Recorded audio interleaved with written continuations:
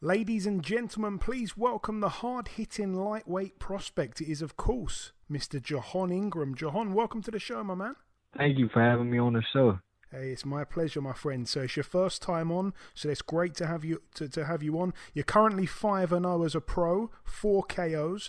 I heard you didn't have much of an amateur career, Gervonta. Talk to me about that and how you maybe first got into boxing, just so the listeners know a bit of a backstory about you. Yeah, I only had 12 amateur fights. Growing up, I used to pick young age. So my mom, she put me into boxing to learn how to defend myself, and it just went from there. And I didn't start competing until I was around 13, 14 years old. I always had that pro style. I was, always slick and fancy with it, shoulder rolling and stuff. So I had a lot of people that didn't want to fight me because I had that pro style and I picked my shots. So I had kind of got tired of the amateurs, and I was like, you know what, I turned 18. I was like, it's time to go pro. So my coach at that time started to get me ready to go to the pros, and then I turned pro in 2022. Yeah, absolutely. You turned pro in 2022. We'll get to that in a sec. We've all seen, obviously, that viral video of you dropping Rolly Romero in sparring. I'm sure you're probably sick to death of keep talking about it now, so forgive me. But tell me about that in a nutshell, and of course, sparring Gervonta Tank Davis as well. It was just another day sparring. I was a sparring partner at that time, so I was in there doing what I was supposed to be doing and getting ready for the fight. And, it just came out, the better person in that sparring. And working with Tank, me and Tank worked a couple of times. I first worked with him at a young age, like 2015, 2016 in Baltimore. And then I was his sparring partner for the Cruz fight that he had. And, it was some good work, some good solid work. No, that's really cool, man. Am I right in saying as well, Gervonta, that when you first turned pro, did you turn pro with Mayweather Promotions straight away? No, I wasn't with Mayweather Promotions at that time. When I turned pro, I had a manager that I turned pro with. And then end of 2022, that's when I started being with Mayweather Promotions. I still wasn't signed with them at that time. I was just with them, under their banner. And then I had officially signed in like the end of 2023, I want to say. Right, okay, because it's obviously a little bit confusing to follow. Obviously, as you say, you turned pro in 2022, you boxed 3 times in that year, you didn't fight at all in 2023, and then obviously you're going to have had 3 fights, this month when you have your fight later this month. It would have been three fights in 2024. So what actually happened in 2023? If you're saying you signed with Mayweather Promotions but also didn't fight, tell me what happened. Oh, I'm not sure. I always heard from the guys that was previous there that was signed with them before, saying like, guys wasn't getting fights because it wasn't like it used to be. They was like when Floyd was fighting, it was different. Everybody was fighting, but once he stopped fighting, guys just wasn't getting fights no more. And that's once I signed, that's when I really seen that was true. They was telling us we'd be fighting this day, this month, and the fights wouldn't happen. And that's how I went with that.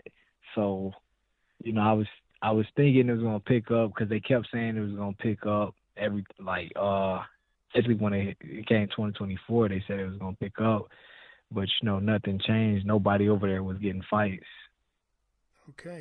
Okay. And also, obviously you mentioned sparring Romero, you mentioned sparring Tank Davis. There must be a load of other guys you've sparred over the years, some names that maybe people haven't asked you so much about in interviews. Is there other big names?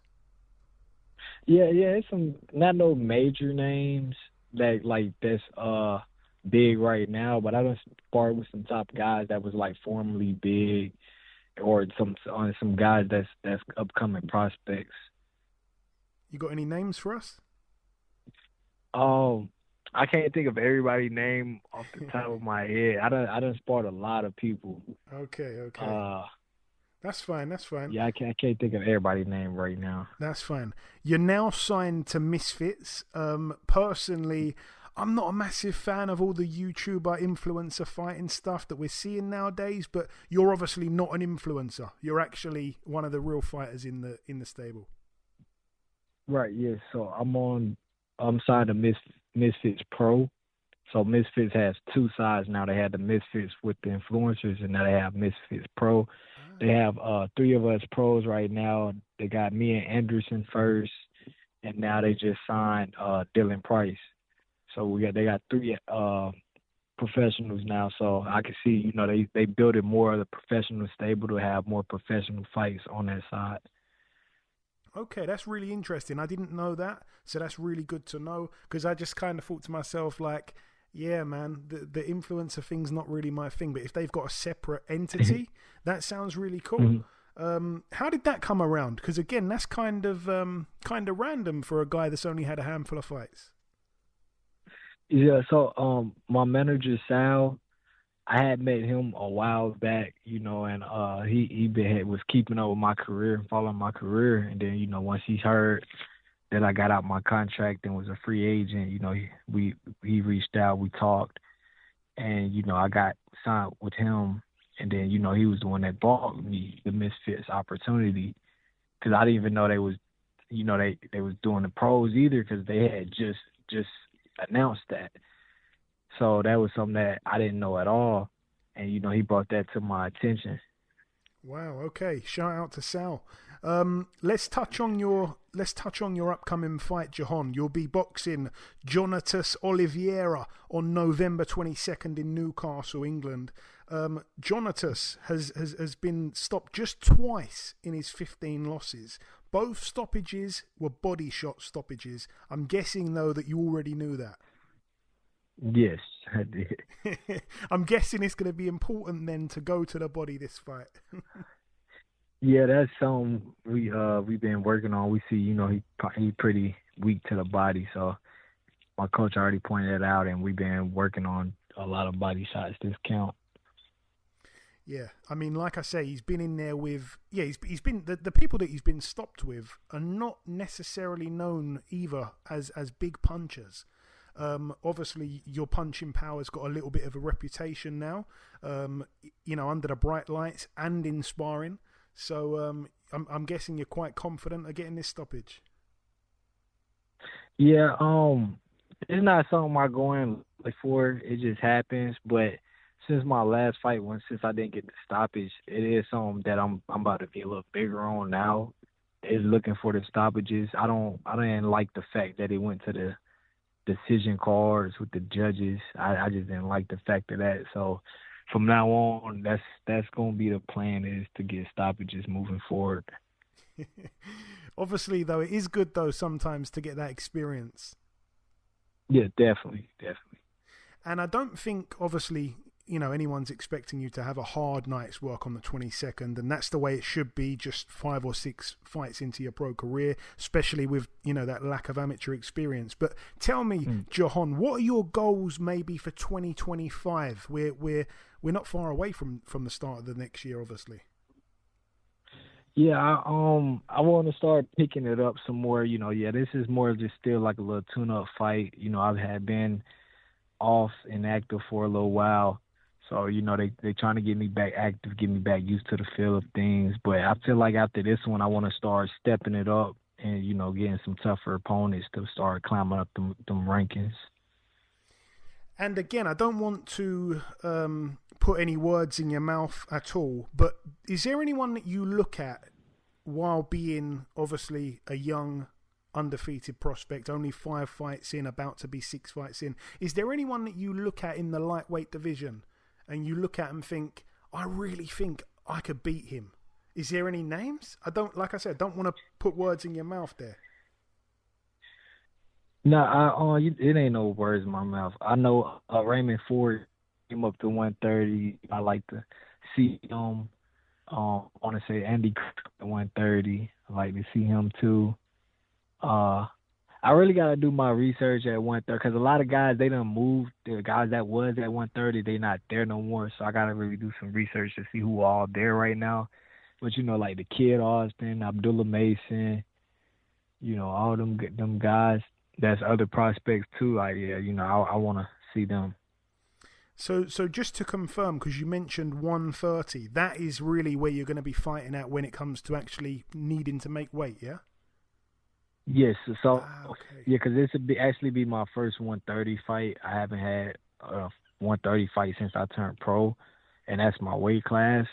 But I'm going to see how it go with this fight. If not 130, this fight is going to determine, because right now I'm a few pounds off from 130. So Camp Ben's going good, but this is how I feel once I really get there. It's going to determine if I'm going to sit at 130 for a while or go to 135. Because once I've turned pro, that was 2022. So, I would have had plenty of time to be making 130 all the way up till now.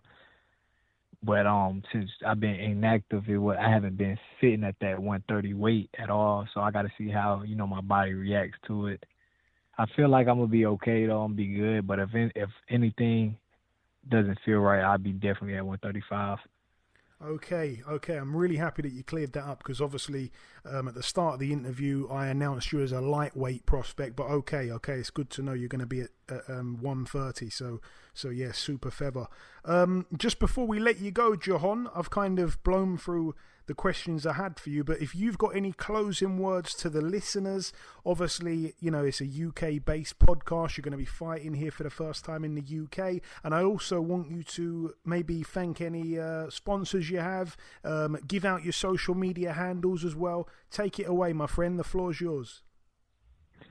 Yeah, I just want to thank everyone that tuned in to the show and listened in.